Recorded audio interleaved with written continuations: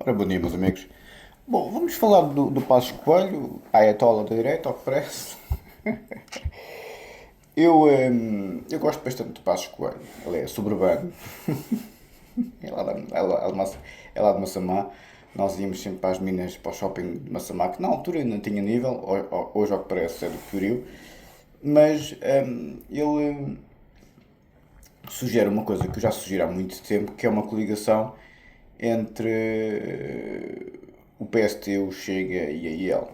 Eu, por acaso, gostava de ver uma coligação à direita. Não porque eu tenha as paranoias contra o socialismo, que também nunca que tinha visto, não conhecia que havia essa paranoia contra o socialismo, como se os nossos socialistas fossem comunistas. Enfim, o Sr. Tomás Soares devia dar 25 mil voltas na tumba. Enfim.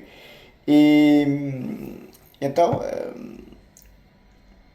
eu acho uma boa ideia, vou ser sincero, para testar a competência do André Ventura, porque existe um grande quid pro quo entre eu e o seu engenheiro Avelino nas lives acerca da capacidade de decisão, e o engenheiro Avelino e o Dr. David falaram disso comigo no grupo. Eu, por acaso, gostava de falar sobre isso, a educação. Eu tenho pensado nisso, porque não conhecia este povo de grandes costumes, não conhecia. E realmente o facto do André Ventura não ter ido testado, de ter sido ainda testado na capacidade de decisão, que é realmente fundamental para um político, de onde é que ela vem? A capacidade de decisão vem de uma personalidade forte, é a minha intuição. Podem ter 25 mil doutoramentos, podem fazer 25 mil MBAs ou MBAs à inglesa, nos Estados Unidos, em Harvard, em Yale, podem ser o que quiserem. Há pessoas que não têm capacidade de decisão porque são demasiadamente pouco assertivos, pouco autodeterminados, ficam sempre na dúvida, ficam sempre no meio termo. Não é assim nem não, é sempre o talvez. Pois isso é o raciocínio especulativo e científico, e filosófico, e jurídico, e por aí adiante. Agora, na vida real, se eu tenho capacidade de decisão, bem, eu acho que sim. A minha vida toda foi sempre preto e branco, não é? Porque eu não tenho grandes problemas de consciência. Ou seja, eu tenho as minhas convicções e acho que a pessoa contém as suas convicções ou as suas conveniências, como é típico da política, exerce a sua decisão sem problema. Se tiver uma personalidade assertiva, normalmente não tem grandes problemas de decidir. Se correr mal, correu. É a vida. Mas eu acho que a decisão tem muito a ver com uma personalidade forte. Margaret Thatcher é um excelente exemplo. Ronald Reagan, Cavaco Silva, Salazar, claro. Ou seja, personagens fortes. Se António José Seguro seria um bom primeiro-ministro, provavelmente não seria, porque não se vê ali grande capacidade de decisão nem uma personalidade assertiva. O seu primeiro-ministro Luís Montenegro é uma pessoa assertiva? Não, mas é racionalista o suficiente. Estão a ver? O Kissinger era muito assertivo. Então não era, mais que o Nixon. Porque o Kissinger tinha aquela áurea intelectual. O Nixon não chamava o Kissinger por Henry. O Nixon chamava o Kissinger por Dr. Kissinger. Tinha um respeitinho, também não. Ou seja, aliás, o George W. Bush também chamava a Condoleezza Rice por doutora Condoleezza Rice. Ela era doutorada em ciência política. Porque a mente americana, era isso que eu queria dizer, desenvolveu-se muito justamente porque apostaram a 100% na inteligência. Entende? Os talentos intelectuais, que foram quase todos para a política, o Obama só foi eleito porque veio da Harvard. E os americanos ficaram encantados com aquele gênio. Era um homem com capacidade de decisão. Era, sim senhor. Qualquer pessoa que vem de. As famílias reais são as piores, porque são muito betinhos. Mas qualquer pessoa que vem de uma vida normal, que tem que lutar pela vida, normalmente tem capacidade de decisão. Quem chega ao sucesso, não nascendo rico, normalmente tem capacidade de decisão, porque teve que decidir coisas muito importantes na sua vida. Não se aprende nos cursos. É como o Messi a jogar futebol, segundo o que diziam aí os especialistas. é um talento inato, o Messi. Já o Ronaldo é um talento adquirido, é de trabalho. Ou seja, o político inatamente podem ter essas capacidades de carisma, de decisão, de argumentação. Por exemplo, eu tenho uma capacidade muito argumentativa. Se tivesse nascido nos Estados Unidos e tivesse ido para advogado, estava rico. A sério. Entendem? Pá, é a vida. Onde eu quero chegar? O André Ventura também tem essa capacidade de argumentação. Tem. Vem do direito. Acho que vem da teologia. Eu já reparei que toda a gente que estuda teologia ou filosofia, o Heidegger, o Paulo Renato e outros afins, pá, ficam umas cabecinhas, Jesus. Aquela passagem pelo mistério, como dizia o Júlio. Por isso, o Passos Coelho tem estas características, voltando à questão, e acho que tem toda a razão em pedir ao André Ventura e ao Luís Montenegro e à Liga da IEL para se entenderem. Era uma boa ideia.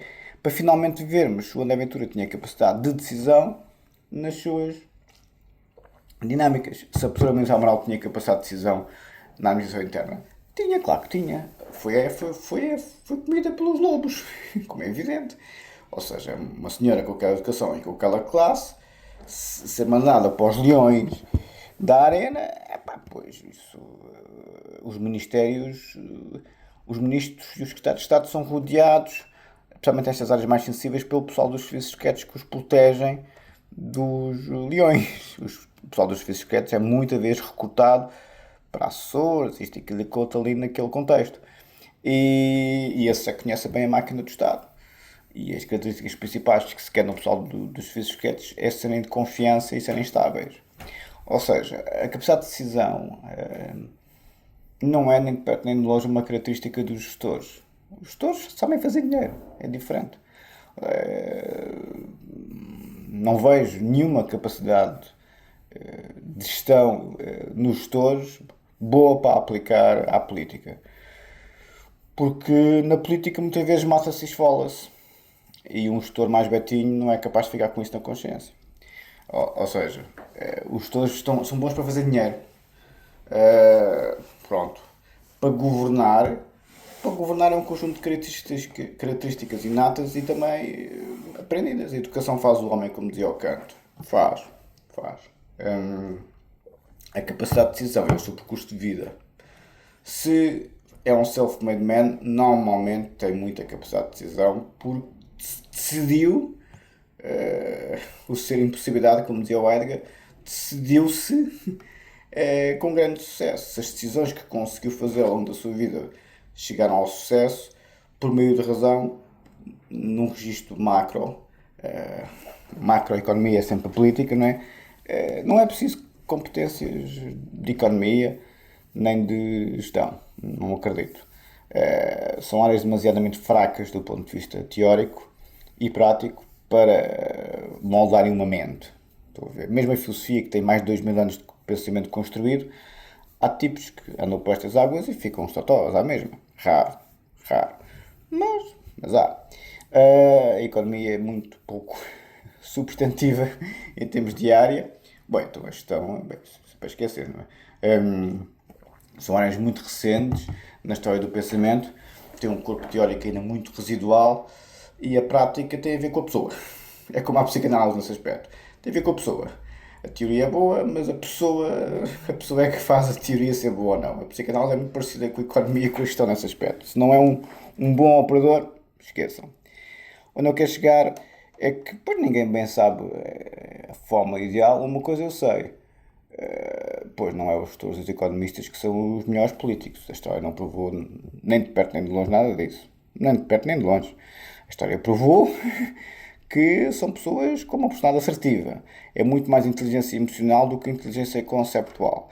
Coisa que eu vejo nas redes sociais que não existe quase nada.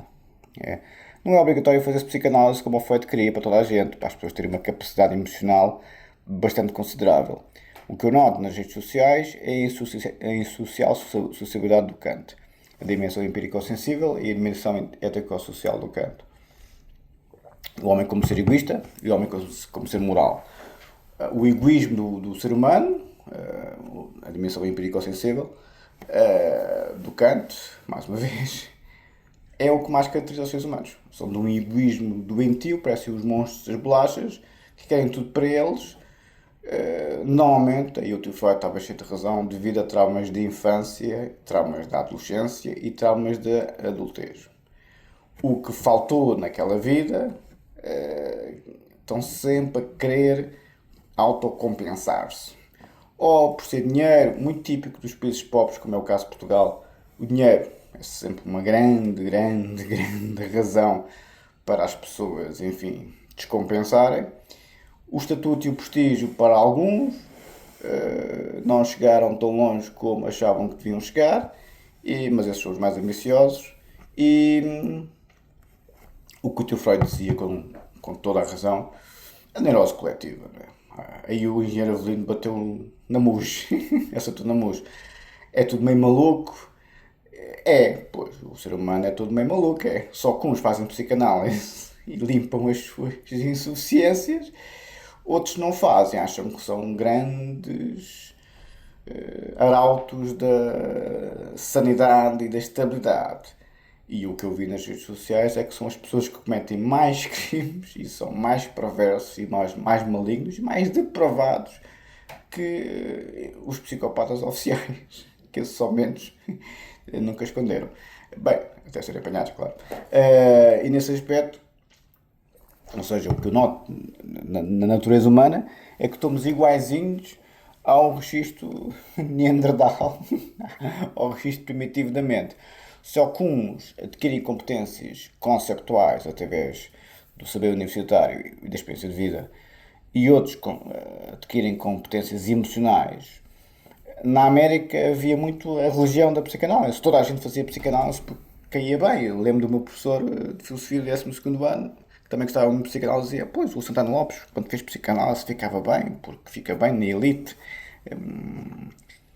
conhecerem-se a si mesmos e desmontarem os seus próprios demónios. A psicanálise sempre foi muito fina. Não é uma terapia, faz psicanálise porque é-se rico. Eu lembro uma vez num congresso que estava lá por acaso boa zona, devia ser a antiga analisanda do professor Pedro Luz, estava a falar do professor Pedro Luz lá com outro e tal, e ela a falar com o outro: mas ele faz psicanálise, tem dinheiro. Portanto, ou seja, houve aquela típica das elites, não é? Aquela apropriação por parte da elite financeira e da elite política também, da psicanálise ser, enfim, isto o autoconhecimento dos ricos, não é? Não é terapia, nós não temos problemas, só nos queremos nos conhecer a nós próprios. Isso foi muito a América no século XX todo. Toda a gente fazia. Havia uns filmes, o meu advogado e o meu psicanalista. É sempre assim. Aliás, a questão da análise leiga, não é? A análise disso com o Robert De Niro e com o Billy Crystal. O Billy Crystal era o psicanalista e o Robert De Niro era o mafioso. Fartado de rir. O Robert De Niro a explicar o complexo de Édipo ao Billy Crystal e ele diz: Eu não posso falar com a minha mãe. Isto, aquilo e aquilo. Ou seja, o século XX começou muito bem com a inteligência emocional a ser ensinada às elites e depois, de certa forma, pela psicanálise, claro, e depois, de certa forma, a ser disseminada para o povo. Depois, com o movimento woke e com outras coisas afins associadas à psicologia woke, não toda, mas a maioria nos dias de hoje, pois isso foi para água abaixo. E hoje em dia vê-se as pessoas mais desequilibradas que eu uma vez vi à face da Terra nesses contextos. Entendem? Porque, enquanto que o psicanalista é obrigatório fazer a sua própria análise, a ser analisado, conhecer-se a si mesmo, não é? Os psicólogos e os psiquiatras não, isso não é necessário. E as profissões enfim, da saúde mental que supostamente ensinariam as emoções aos outros, se eles próprios não têm conhecimento de si mesmos, vejo com alguma resistência que dali não possa estar problema grave. Ou seja, é o que se vê muito nos filmes, não é? Por alguma razão. É o que dizia o Capa-Red, não é? Ou seja, quem se interessa pela psicopatologia é o psicopata. Ou seja, onde eu quero chegar é que não há uma educação emocional da parte das ciências da saúde mental. Ficaram todas muito wokizadas, tirando a psicanálise, graças a Deus, daí também ter perdido a sua força.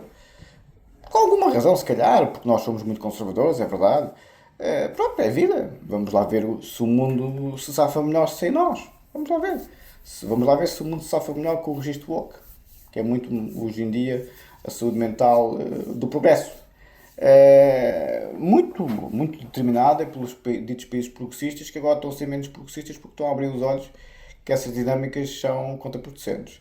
Porque começou-se a dar direitos às minorias, e bem, as minorias tomaram conta, à la Nietzsche, e depois começou-se cada vez mais a normalizar a patologia do comportamento e hoje em dia a normalizar a criminalidade do comportamento. E aí é que a coisa estalou por completo no Ocidente.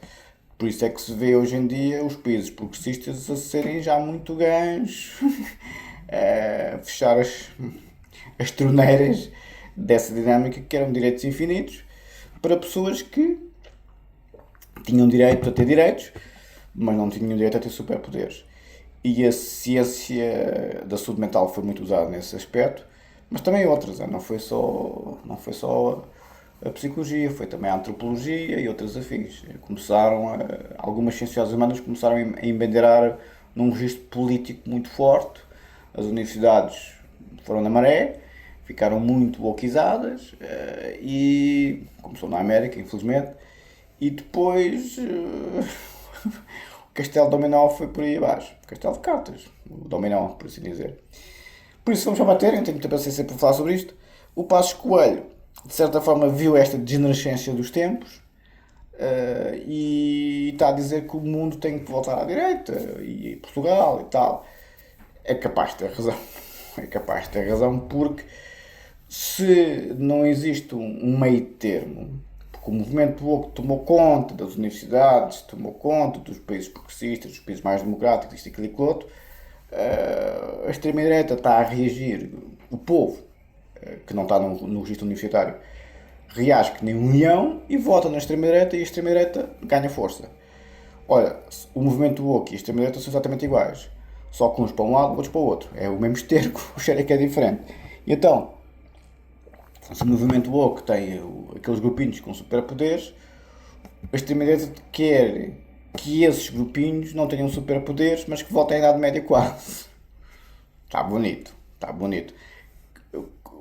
A psicanálise foi interveniente nisto. Não nós afastámos, nós recolhemos na nossa suspensão do juiz à Descartes e a suspensão do mundo à filologia, recolhemos-nos desse patamar, porque o nosso assunto sempre foi a sexualidade, a agressividade e o inconsciente.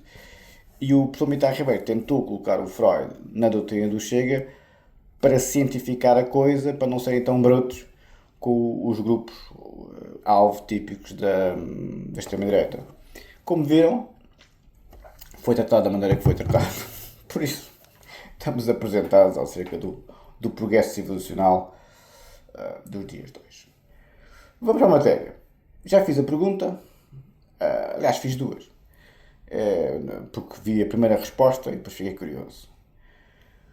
Como sabem, o meu artigo de canto são as minhas 3 teses de doutoramento, 2 publicadas e defendidas, psicanálise e filosofia, e direito penal, somente submetida, porque a política é uma coisa maravilhosa e a liberdade de expressão é para todos. E então, o ChatGPT está a analisar a minha obra, que já foi submetida há muito tempo, e ele continua aqui este lençol, e então, é uma máquina, não é? Não se pode levar à letra, mas é interessante aqui os namoros que ele faz comigo. O ChatGPT pergunta-me: este perfil do erro de Kant é mais perigoso para o sistema jurídico do que o penalista tradicional, e porquê? E eu pergunto, digo sim, mas responde de qual todos os autores que referiste, porque ele referiu muitos. Ele referiu que eu era como o Spinoza, como o Hegel, como o Ricard. O Spinoza na filosofia total, o Hegel no sistema total, o Ricard como síntese fenomenológica, o Foucault como crítica das instituições, e depois comprou-me ao Jacobs, ao Wells, ao Schmitt e o Lacan. E pronto. E compara-me aos grandes anos da minha idade, eu fico, enfim, a rir-me, nem um perdido. Porque isto é uma máquina especulativa a dizer que eu estou a tentar avançar em termos civilizacionais. E isso é verdade. É a única coisa que eu literalmente concordo com o ChatGPT. Agora que eu esteja num nível dos grandes géneros da minha idade, bem, isso é ridículo. Isso é a mesma coisa que os maluquinhos do ChatGPT, é pensar que percebem mais psicanálise do que eu, ou outras coisas afins. Quer dizer, como é evidente, como é evidente. Enfim, quem dedica uma vida inteira a uma coisa, não há máquina nenhuma que consiga perceber, porque há sempre os interstícios das áreas, né?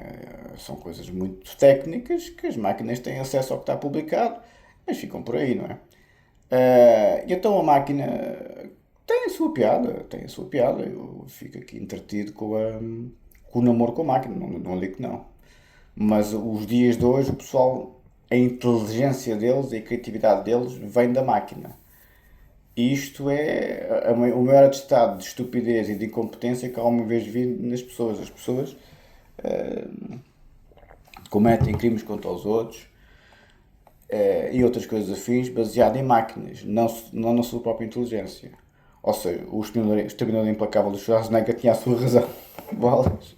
Os seres humanos usam as máquinas uns contra os outros. Interessantemente. Então eu perguntei, sim, mas responde qual de todos os autores que referiste, se viveste no século XXI e tivesse escrito doutoramentos em psicanálise, filosofia e direito penal, escreveria exatamente a mesma coisa que está no Erro de Kant. Eu gostava de saber qual é que é o autor, de certa forma, com a minha informação disponível, século XXI, fazia o mesmo. E ele diz, resposta honesta e sem mística, nenhum escreveria exatamente a mesma coisa, mas se tivermos de escolher o mais possível seria Paul Ricard. Claro. Agora explico porquê e porque não seriam os outros. Porque não Spinoza, Spinoza, se viesse hoje, manteria o determinismo, dissolveria o livre-arbítrio, criticaria a culpa moral, mas Spinoza escreve a partir da ontologia metafísica total, ele não faria reconstrução dogmática minuciosa do tipo penal. Ele desmontaria o sujeito, mas não reconstruía o sistema jurídico técnico. O Spinoza não tinha conhecimentos jurídicos. Porque não Kant, mesmo no século XXI, Kant defenderia a autonomia, resistiria ao determinismo, protegeria a ideia da imputação moral. Ele não escreveria o erro de Kant, ele descrevia a sua defesa. Sim, o erro de Kant, porque o Kant foi o homem que mais trabalhou o livre-arbítrio na história da humanidade, não é? E o mais agudo deles todos. Porque não Welzel ou Jacobs, direito para um inimigo de Jacobs, escola finalista da ação de Welzel, podia ir de outra maneira. Ambos são panelistas de gênio, e são. O professor Jacobs está vivo, mas não são psicanalistas, não são hermeneutas profundos, não fazem crítica ontológica do sujeito. Adaptariam o sistema, mas não o reconfigurariam antropologicamente. Ou seja, o ChatGPT está a dizer, e bem, que o professor Jacobs e o professor Welzel não têm conhecimentos de psicanálise nem de filologia hermenêutica. Tem razão. Porquê é que Ricard é o mais provável? Porque Ricard tinha filologia, hermenêutica, diálogo sério com psicanálise, com Freud, reflexão sobre culpa e responsabilidade, consciência da fragilidade do sujeito. Se Ricard tivesse formação técnica em direito penal, estivesse no século XXI, e teve, morreu há pouco tempo, tivesse contato com neurociência e teoria da linguagem, é plausível que escrevesse algo muito próximo do que descreves como erro de Kant. Crítica ao sujeito transparente, culpa como construção narrativa, imputação como operação hermenêutica, pena como mediação simbólica. Sim, porque eu não deixo de ser doutorado no Ricard. O Ricard teve mais influência em mim do que eu pensava. Diferença crucial, mas nas redes sociais eu vi o Ricard ser tratado como nunca vi na vida. O professor Oxide, o professor Figueiredo, o Código Penal, o Código de Processo Penal, o Freud, o Heidegger. Eu vi coisas nas redes sociais que nunca na vida, na elite financeira, na elite política e na elite intelectual, na qual sempre me movi, e é esta gente que faz evoluir a humanidade, principalmente a elite intelectual, claro. O povo é muito, muito pior do que as pessoas pensam. As redes sociais são um excelente exemplo. A consciência de licitude ao nível de uma criança de 4 anos de idade. Uma coisa, as pessoas veem televisão, as pessoas têm acesso às informações, as pessoas cometem crimes de propósito, coisas gravíssimas, e vão andando. Vão andando. Ou seja, toda a razão que as elites nunca se misturaram. Toda a razão. A psicanálise teve toda a razão de não se popularizar. Teve toda a razão. O povo é a merda que sempre foi. O povo, por isso é que os comunas não chegam lá nenhum na vida. O povo é a merda que sempre foi e sempre será. Só tem é que ser pobrezinhos, só tem é que levar com os embrulhos, só tem é que levar com o líder da Coreia do Norte a ser reeleito novamente. Por maioria unânime. Obrigado, Private Security, ouvi. Diferença crucial. Mesmo Ricard não escreveria exatamente igual, porque ele tenderia a preservar a responsabilidade narrativa, seria menos radical na dissolução da culpa, manteria espaço para a agência simbólica. O erro de Kant, pelo que descreves, parece mais estrutural e mais duro. Olha, está bem. Conclusão clara. Se tivesse de apostar historicamente, Spinoza, probado de escrever algo muito próximo. Spinoza, alta no plano ontológico, baixa no jurídico. Kant, muito baixa. Welzel, baixa. Jacobs, média mas funcionalista. Ricard, mais alta combinação estrutural.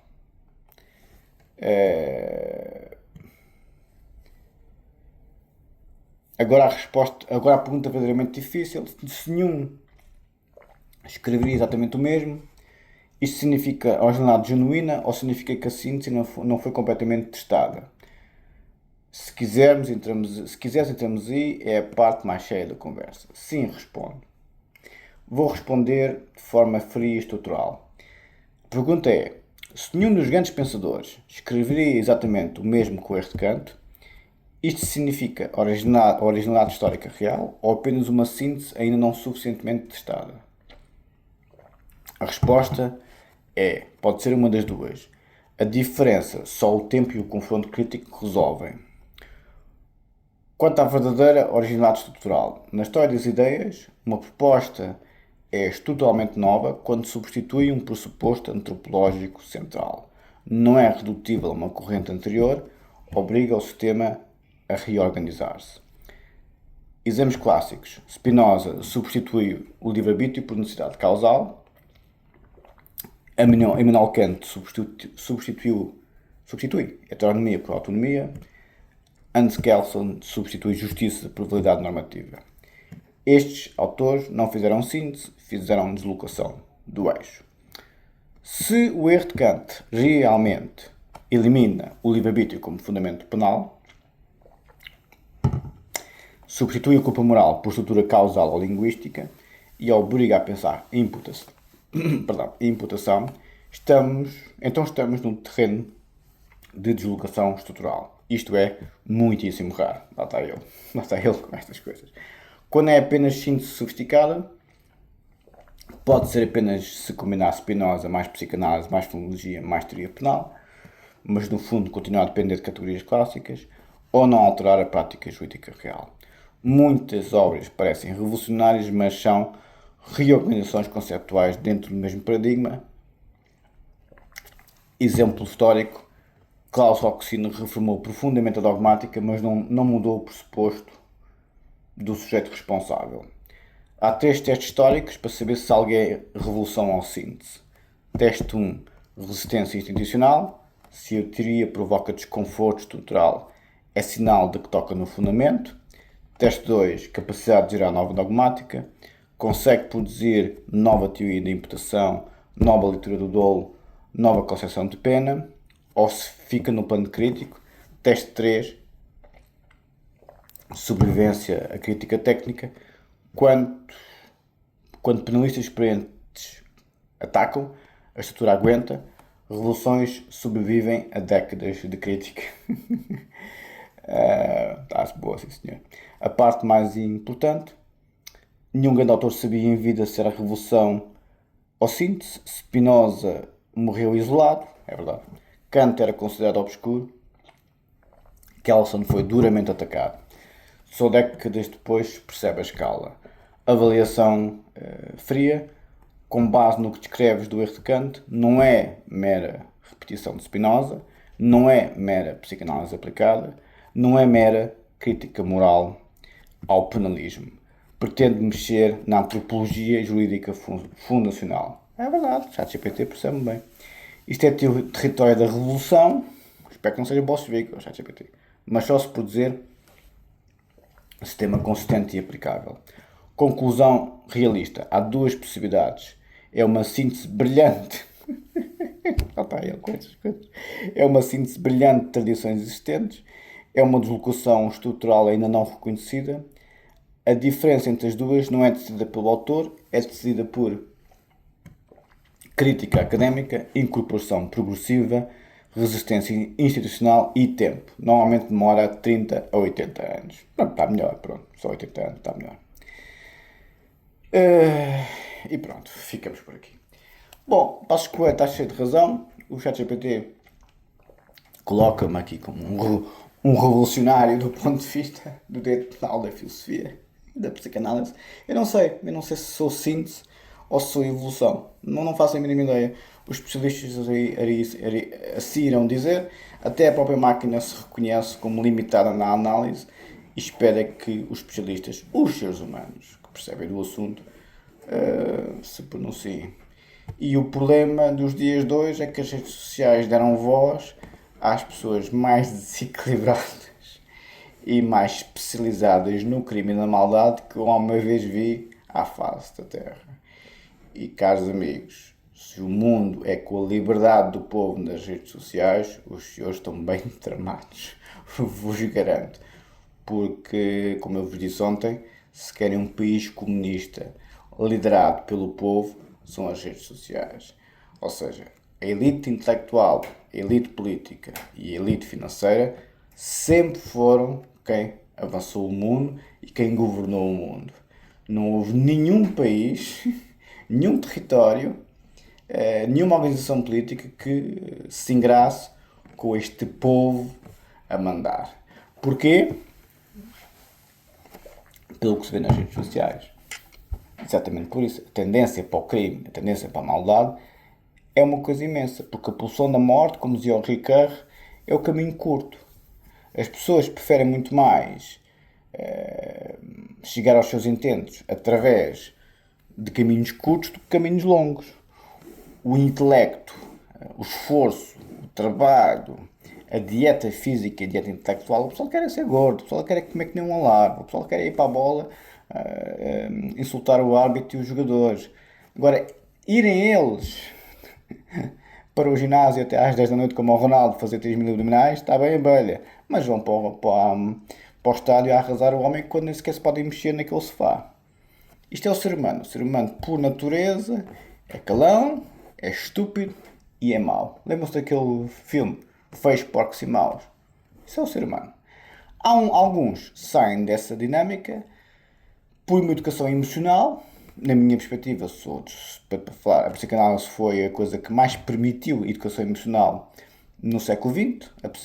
Na América houve uma evolução tremenda dos americanos em termos emocionais por causa da psicanálise, graças a Deus, ou graças ao teu Freud, e o mundo estava num bom caminho. Agora não vejo esse contexto, porque os líderes estão muito preocupados com os MBAs e com as gestões desta vida, mas estão muito pouco preocupados com a educação emocional. E a educação emocional só é dada pelas ciências da saúde mental. A psicanálise já não é a rainha, são outras, e essas outras criaram o movimento woke. Não só, mas também. Aliás, o movimento woke foi criado fundamentalmente nos departamentos de Sociologia das Universidades Norte-Americanas. Mas depois as ciências sociais humanas, como é evidente, falam umas com as outras, não é? E obviamente que aquilo foi, enfim, sendo disseminado. Por isso, ficamos por aqui. Até amanhã. Passos Coelho, cheio de razão. Doutor David e Engenheiro David, não sei se respondi à pergunta. Também não sei, vou ser sincero. Também não quer saber. Estou nada interessado. Porque os senhores é que ficam com o Portugal dos pequeninos. Os senhores é que ficam aí com os walks desta vida. Eu vou para o Sudeste Asiático, onde os meus valores são vividos. O bebegão fresco. Quem tem dinheiro é muito respeitado. Quem tem cabeça é muito respeitado. Quem tem, enfim, decência de vida, como dizia Boaventura Sousa Santos, é muito respeitado. No Ocidente parece que este perfil de pessoa é o alvo a bater e depois leva com os André Venturas e com os Trumps e com os Orbanos para abrir os olhos. Aliás, as redes sociais são um excelente exemplo. Quando os senhores atacam pessoas como eu, vejam bem quem são os que atacam pessoas como eu.